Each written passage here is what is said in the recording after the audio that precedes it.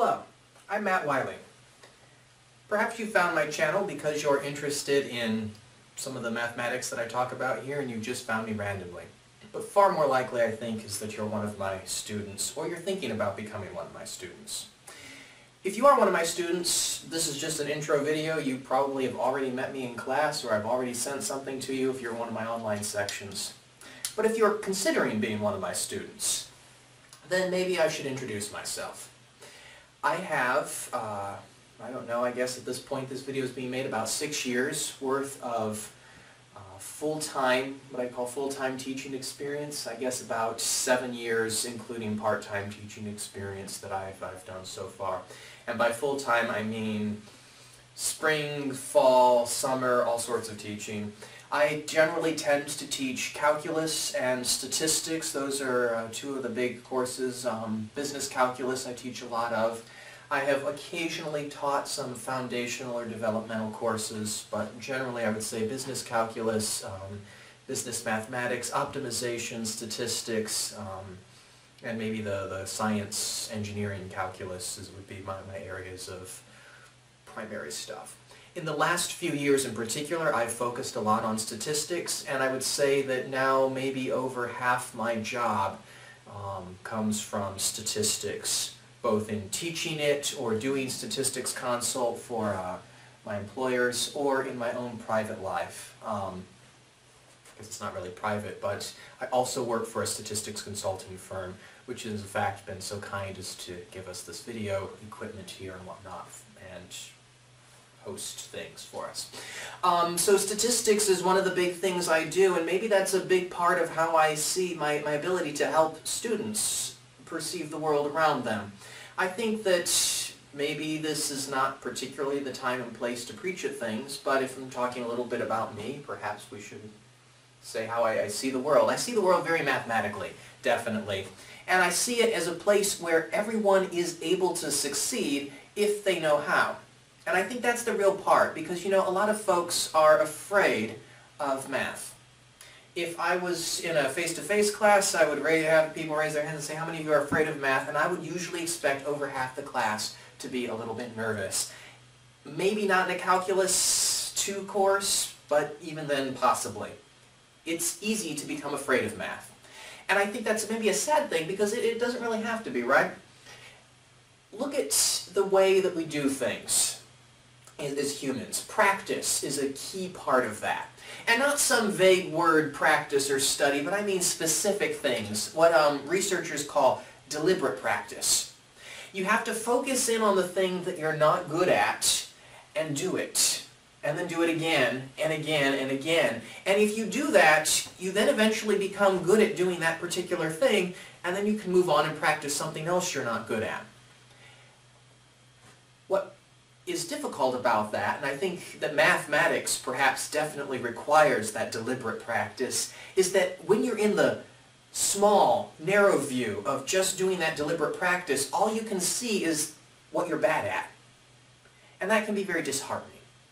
I think instead that maybe you want to look wider and say, yes, I'm not good at this piece now, but I'm getting better at the overall picture, because as soon as you master that piece, you can move on to the next one. I'm saying this because it's very tempting, particularly I think if you watch videos. My face-to-face students say this all the time. They say, you're good at this, as if that's some fault of mine and they can't be expected to reach that level of mathematical knowledge. But that's not really the way it works, right? Even in a face-to-face class where it's live, there's always the possibility that I've taught the class 16 times. I've taught, the class I've taught the most, I think I am somewhere currently in the 43 plus times I've taught the course. Out of the same textbook, new editions, but the same author in 2 different states.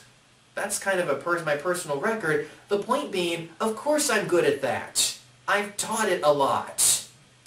So even in face-to-face scenarios, there's maybe the temptation to say, there's no way I could ever do what that dude up there at the board does, because there's no way. And I think in a video, it's even worse, because let's face it, if I make a mistake on the board here in the video, I'm never going to let that see the light of day, folks. I'm going to delete it.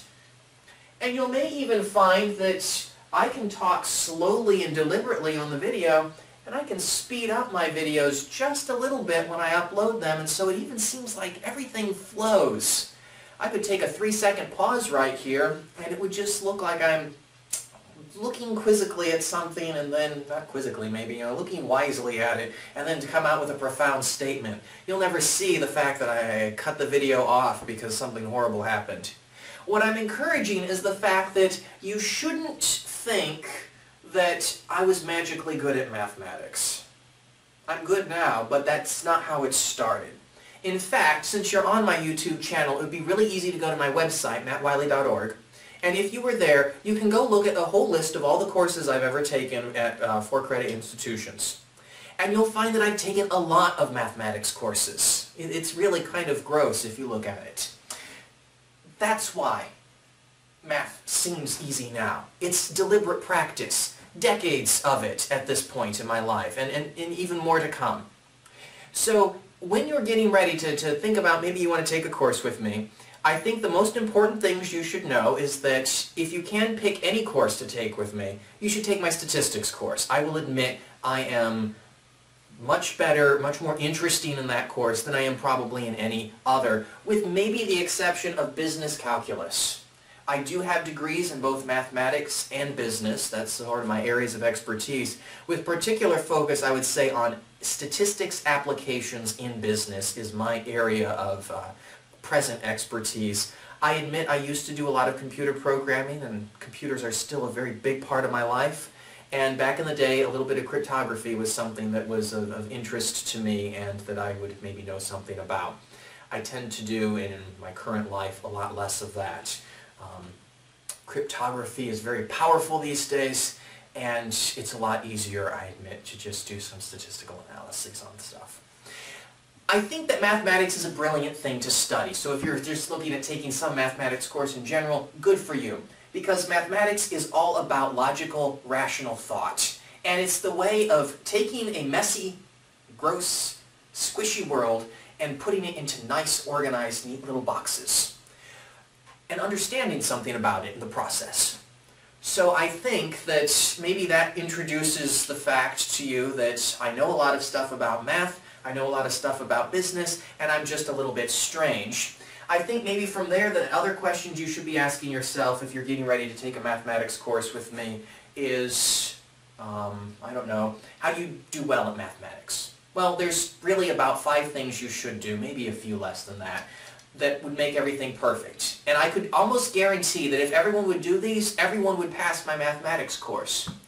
In real life, people don't do this, and it's not always their fault, but the point is they don't end up doing it, and so then life gets complicated. Rule number 1, you should be ready for the mathematics course that you take. That means that you should have the prerequisites down. If it's been 15 years since you took Algebra 2 and you're getting ready to take a college algebra class, you should probably refresh your memory just a little bit, because mathematics is a language. So to be ready to take a mathematics course means you should be fluent in the language. You wouldn't take a Spanish 5 class before taking Spanish 4 recently.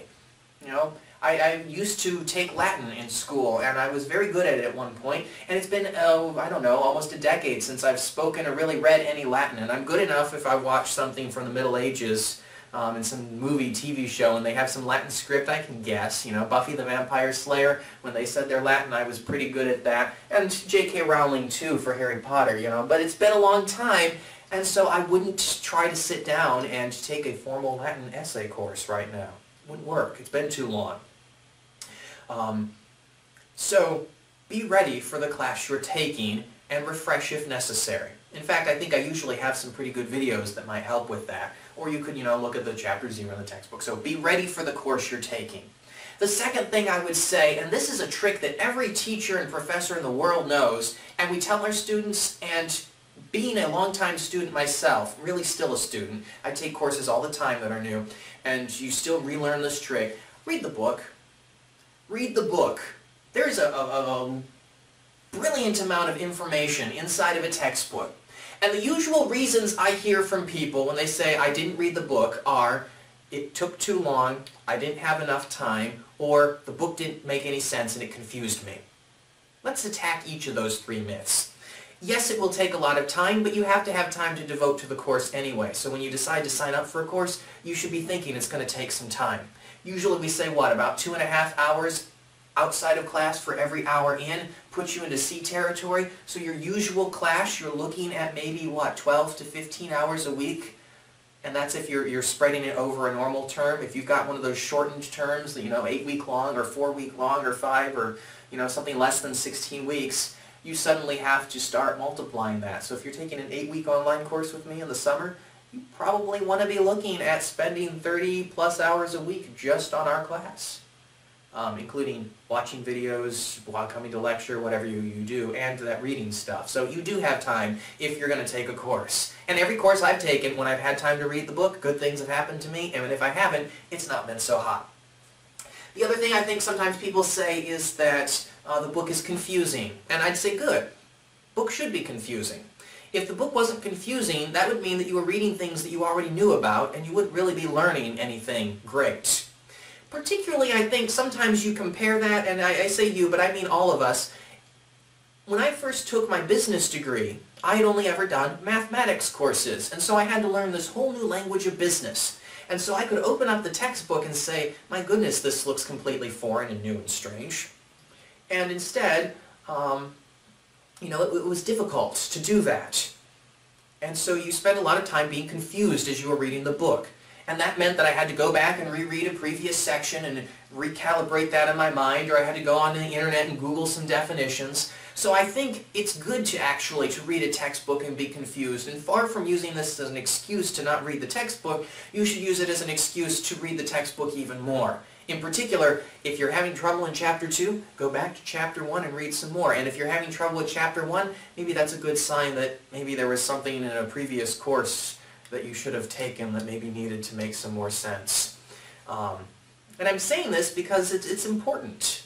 You would not sit down to Human Anatomy Part 3, where you have to successfully dissect a cadaver, without taking Part 1.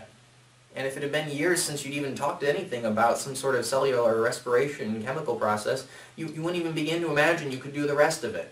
If I don't know what bone this is, I have no business cutting into a cadaver to try to figure out what bone, it just doesn't work. So read the book. Be grateful if you're confused, because that means you're learning. If you read a book and you weren't confused, and in fact if the whole class is easy, that means you already knew that, and you shouldn't be paying the obscene fees that I know you're paying for a class with me to make that happen, or even the more obscene fees for the textbook usually. And so I think that sometimes people aren't ready for a course, and so you should think about, let's take the course that's right for me. Sometimes I think that people don't read the textbook, and so that would be the second hack that I would say. The third one I've already kind of mentioned in that reading the textbook. Make sure you budget enough time to do your course. I say 12 hours a week for a normal 16-week class. That's about how much it takes, including the lecture time, reading the book, doing the homework, and doing a little bit of revising maybe to prepare for midterms and finals. However, that's for a student who is sort of fully prepared for the course and could just sit down and go with it, right? If there's anything that makes you think that maybe you weren't fully ready for the course, if we were one of those people who says, math's always difficult for me, well, it's going to take a little longer then.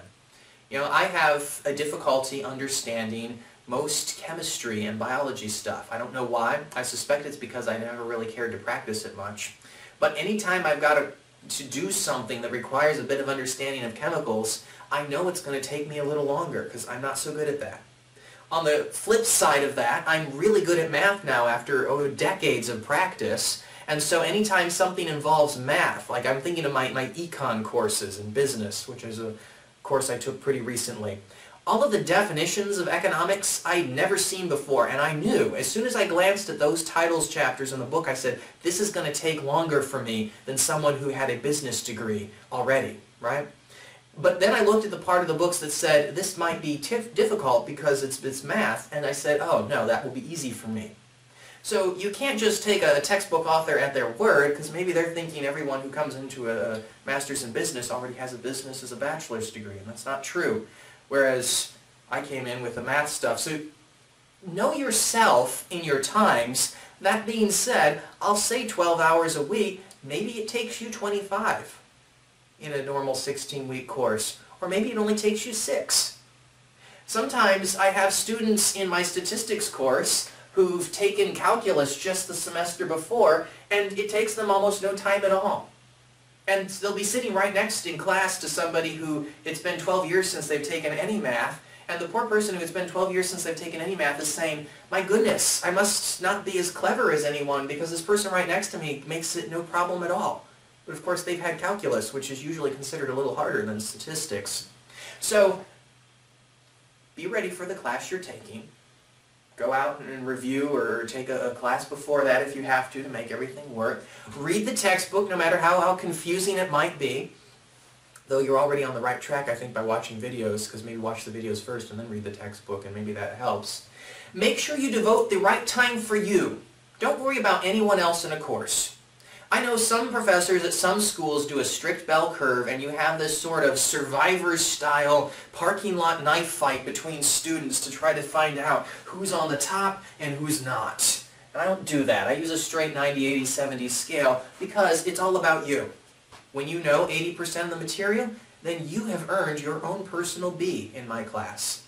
And if you don't know 80% of the material, then you have not earned your own personal B in my class. Maybe you've known more, and so you've earned an A, or you know less, and you've earned less than that.